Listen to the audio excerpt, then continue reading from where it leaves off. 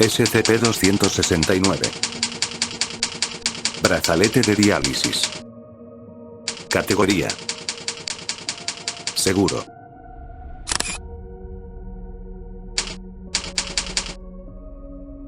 Descripción: SCP-269 es un brazalete sin marcar compuesto de jade rojo aproximadamente de 11 centímetros de diámetro en su estado inactivo. SCP-269 exhibe resistencia inusual, y el intentar obtener una muestra ha fallado hasta la fecha, como también una constante y mantenida temperatura de aproximadamente 36 grados centígrados sin importar de la temperatura ambiente del cuarto. Cuando es colocado en la muñeca o tobillo de un sujeto humano vivo, SCP-269 se contrae hasta ajustarse estrechamente, pero de manera cómoda sobre la extremidad. Durante las siguientes 24 horas, SCP-269 extiende raíces flexibles que se integran al sistema circulatorio del huésped a través de la arteria cubital y la arteria radial, un proceso descrito por sujetos de prueba como indoloro pero levemente incómodo. Al completar este proceso, SCP-269 no puede ser removido del huésped sin amputar la pierna o mano afectada. Una vez que SCP-269 está completamente integrado, comenzará a filtrar sustancias hacia el torrente sanguíneo del huésped.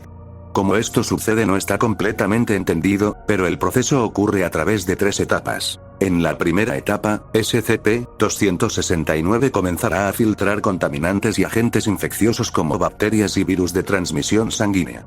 Esto incluye muchos agentes de enfermedades que son actualmente incurables como el virus de inmunodeficiencia humana, VIH. SCP-269 parece ser capaz de identificar y aislar las células de sangre infectada de las saludables.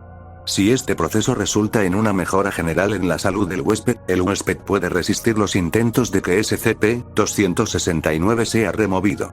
Esta etapa típicamente dura entre una semana hasta un mes. En la segunda etapa, SCP-269 comenzará a filtrar componentes del sistema inmunológico del huésped desde su torrente sanguíneo. SCP-269 continuará filtrando agentes infecciosos al cuerpo del huésped, esto generalmente pasa sin cuidado hasta que un examen de sangre es realizado. La etapa 2 dura desde un mes hasta 6 meses. En la etapa final, SCP-269 comenzará a filtrar componentes sanguíneos vitales como glóbulos rojos y plaquetas, causando el inicio de aguda anemia y trombocitopenia.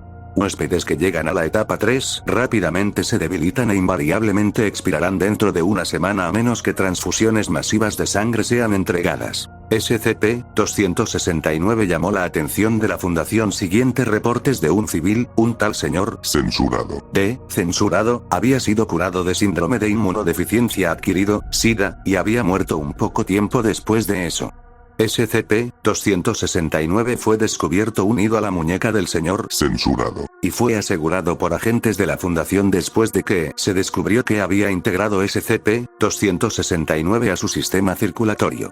Investigaciones sobre la precisa función y origen de SCP-269 está en proceso. Procedimientos especiales de contención. SCP-269 está almacenado en un casillero estándar para clase seguro, en el sitio 19.